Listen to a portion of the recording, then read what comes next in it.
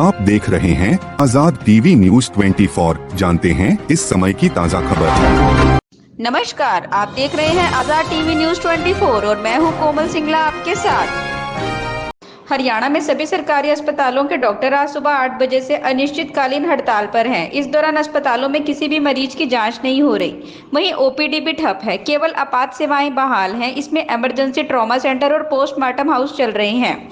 बता दें कि Haryana civil medical services association और स्वास्थ्य सचिव सुधीर राजपाल के बीच कई दौर की वार्ता बेनतीजा रहने के कारण डॉक्टरों ने हड़ताल पर जाने का फैसला किया। सीएम नायब सैनी ने अब इस मामले से निपटने के लिए मुख्य प्रधान सचिव राजेश खुल्लर को काम पर लगाया है। आज 12 बजे खुल्लर ने एसोसिएशन के पदाधिकारियों के साथ मीटिंग भी की। Haryana civil medical services association के अध्यक्ष डॉक्टर राजेश खियालिया ने बताया कि उन्होंने दिसंबर में पूर्ण हड़ताल की थी।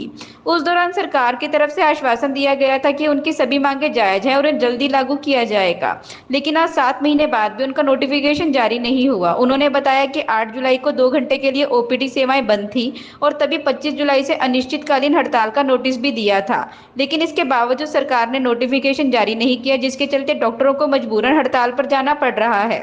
वहीं अपनी मांगों के समर्थन में संगठन के 4 वरिष्ठ सदस्य आज से डीजी हेल्थ के सामने हंगर स्ट्राइक पर बैठ गए हैं। कल से प्रत्येक जिले से 2-2 डॉक्टर आकर इस पर स्ट्राइक पर बैठेंगे। उन्होंने बताया कि तत्कालीन स्वास्थ्य मंत्री अनिल विज की मंजूरी के बाद तत्कालीन मुख्यमंत्री मनोहर लाल ने भी विशेषज्ञों के लिए अलग कैडर बनाने को मंजूरी दी थी। विशेषज्ञ डॉक्टरों के लिए अलग कैडर बनाया जाए, 2 साल पहले सीएम घोषणा भी कर चुके, लेकिन लागू नहीं हुआ। तो आप भी देखिए हरियाणा के अलग अलग जिलों से क्या स्थिति है अस्पतालों की, सिर्फ आजाद टीवी न्यूज 24 के साथ। इसकी सर्विसेज भी प्रभावित नहीं हुई है और डॉक्टर स्ट्राइक पे जाने, कहीं पे कोई डॉक्टर स्ट्राइक पे है भी नहीं।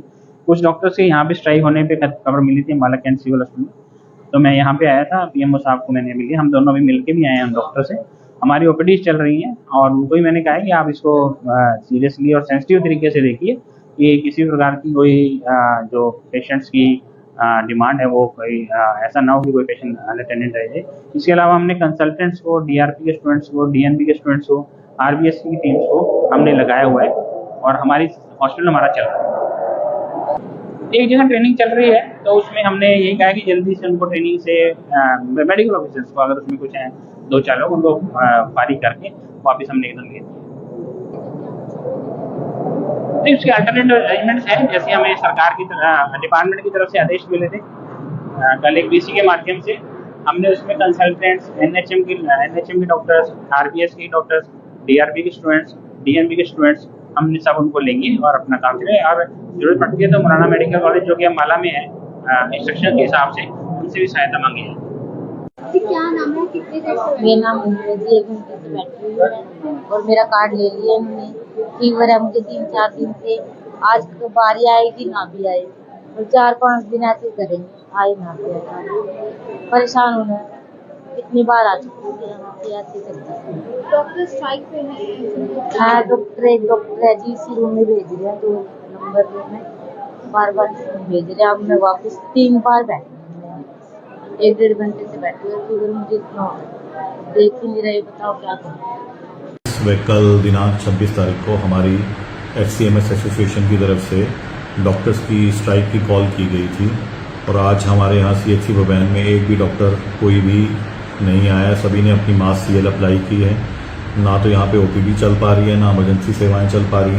कैजुअलिटी में डॉक्टर्स होते हैं मॉर्निंग में, इवनिंग में, नाइट में, पोस्टमार्टम ड्यूटी पे, फिर ओपीडी में स्पेशलिटी वाइज डॉक्टर्स सारी हमने वो कर दिया है इंतजाम। मतलब हमारे पास ना एक्चुअली जो एचसीएमएस के डॉक्टर्स हैं उसके अलावा नेशनल हेल्थ मिशन एनएचएम के डॉक्टर्स भी होते हैं, फिर हमारे पास डिस्ट्रिक्ट रेजिडेंसी प्रोग्राम के तहत स्पेशलिस्ट डॉक्टर्स भी होते हैं। तो वो सब कोऑपरेट करके हम लोग पेशेंट्स को दिक्कत नहीं आने देंगे। हमारा मेन मोटिव यही है कि हम डॉक्टर्स को की सहायता से पेशेंट्स को कोई दिक्कत नहीं आने देंगे।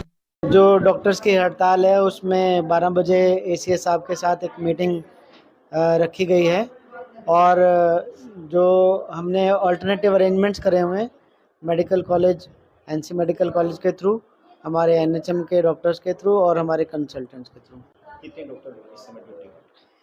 इस समय पे एनसी मेडिकल कॉलेज के 5 डॉक्टर ड्यूटी पे हैं और हमारे कंसल्टेंट्स हैं 3 ड्यूटी पे हैं। Emergency OPD? इमरजेंसी में हमारे पास 2 डॉक्टर हैं जो इमरजेंसी देख रहे हैं। पोस्टमार्टम के लिए ईएसआई हॉस्पिटल से अरेंजमेंट किया है, तो ईएसआई हॉस्पिटल से वो पोस्टमार्टम कंडक्ट करेंगे। हड़ताल के चलते कुछ इफेक्ट हो रहा है? देखिए, हड़ताल के चलते ऐसा बहुत ज़्यादा इम्पैक्ट तो नहीं है, थोड़ा बहुत इम्पैक्ट है। कुछ कन्फ्यूजन क्रिएट करी गई थी एचसीएमएस के डॉक्टर्स के द्वारा, तो वो सुधार दी गई है। और इनिशियली रजिस्ट्रेशन करने नहीं दिया जा रहा था, उसको भी चालू करा दिया है। वैकल्पिक व्यवस्था किस तरह की गई है? वैकल्पिक व्यवस्था भी मैंने आपको डिस्क्राइब करी है, वही वैकल्पिक व्यवस्था है। कुछ सीरियस केस भी आ रहे हैं, उनको कैसे हैंडल करते हैं? देखिए, एक सीरियस केस स्नेक बाइट का आया था, उसका मैंने खुद ही उपचार करके और वो वेंटिलेटर पे डाल दिया। अभी वो ऑब्जर्वेशन में है और उसकी हालत में जैसे ही सुधार होगा बता दिया जाएगा। अभी इस समय स्थिति उसके जैसे देखा सर, बताएं क्या कुछ मामला है, क्या सरकार से बात हो रही है, क्या कुछ, क्योंकि पेशेंट भी काफ़ी परेशान हो गए। देखिए, सबसे पहले तो मेरी आपके न्यूज़ चैनल के माध्यम से एक अपील है जनहित में कि ये हम आपकी लड़ाई लड़ रहे हैं। हमें भी दुख है कि हम मरीजों को सेवाएं नहीं दे पाएंगे। मैं डॉक्टर ममता, एचसीएमएस एसोसिएशन डिस्ट्रिक्ट झज्जर, आपको इस बात से अवगत कराना चाहती हूँ कि आज से दिनांक 25 जुलाई से हमारा पूरा जिला जो है अनिश्चितकालीन हड़ताल पर जा रहा है। और इस सब पे जाने के लिए हमें सरकार ही मजबूर कर रही है।